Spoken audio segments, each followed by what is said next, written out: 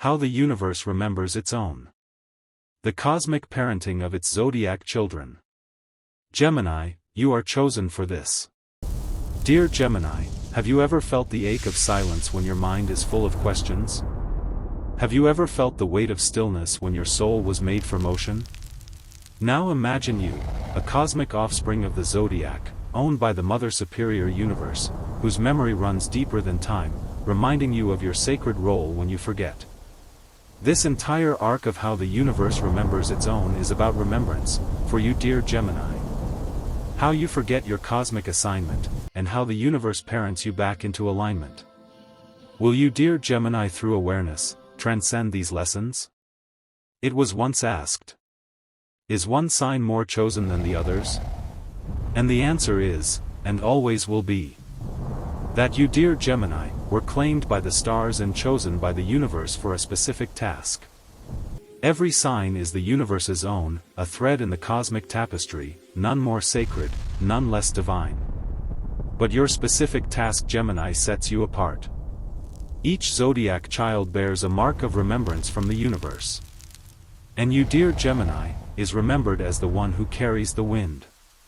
This is the blueprint of your life's journey, a secret no one reveals to you. Watch till the end to find out what your cosmic role and sacred assignment entail. Before the world could connect, it needed movement. And you Gemini was that movement. You were not chosen to be still. You were chosen to carry. To translate. To question. To weave meaning between minds. The universe gave you the gift of duality, not to confuse, but to expand. You are the child who speaks in riddles, who listens in echoes, and dances between truths. Not because you are fickle, but because you are remembering. You remember the sacred art of curiosity. The holiness of conversation. The power of perspective. And your cosmic parenting begins when you forget your wind. To parent you back into alignment, the universe sends silence. It sends isolation. It sends confusion, not to punish, but to pause. And you dear Gemini, feel it in the places you once filled with sound. It shows up as ghosted messages, unread replies, and conversations that fall flat. It shows up as mental fog, too many tabs open, but none of them loading. It shows up as the loneliness in a crowded room, the ache of being misunderstood. The moment your words fail you, and your thoughts turn inward like a storm. Because you, dear Gemini, learn through dialogue. You awaken through exchange. The universe does not anchor you. It challenges you. It whispers, what do you really believe? And you must choose, not both, but truth. But you must also learn that cleverness is not wisdom. That information without integration becomes noise. That connection without depth becomes distraction. So the universe teaches you to slow your spin. To listen between the lines. To speak with soul, not just speed. Your wind in action across human experience is seen everywhere. In the breeze that stirs thoughts when you read a new idea. In the voice note that makes you laugh, then think. In the podcast that shifts your worldview while you're stuck in traffic. You are the friend who texts 5 articles in one night. The coworker who jumps from one brainstorm to another. The stranger who sparks a conversation that changes someone's day.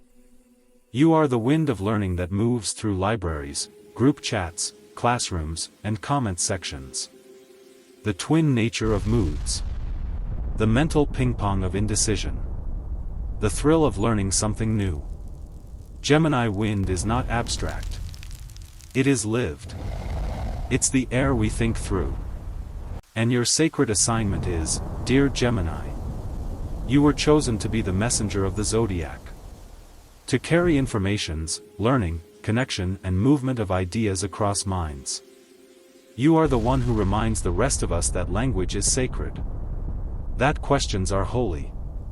That change is a form of intelligence. You dear Gemini, can transcend the universe's lesson, when you learn that not every idea needs to be shared. When you pause, not to stall, but to listen. When you realize that truth is not in the noise, but in the resonance. You evolve when you stop scattering and start synthesizing. When you speak not just to be heard, but to be felt. When you realize that your voice is not just clever, it's catalytic. The universe doesn't want you to echo. It wants you to illuminate because you are not here to settle. You are here to spark. And when you remember your wind, the world remembers how to think again. If this made you pause a moment and reflect, comment that moment. Like and subscribe to this YouTube channel at Cosmic Truth Zero for more cosmic truths.